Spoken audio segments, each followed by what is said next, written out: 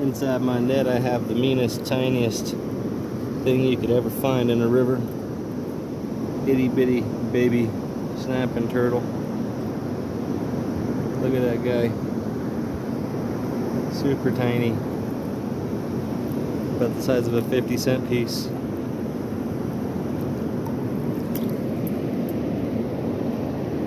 For comparison, I'll put him on the fly reel. Look at that thing.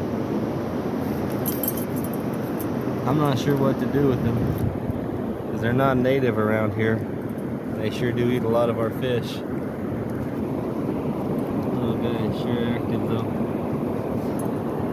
He was just up on the surface, floating around.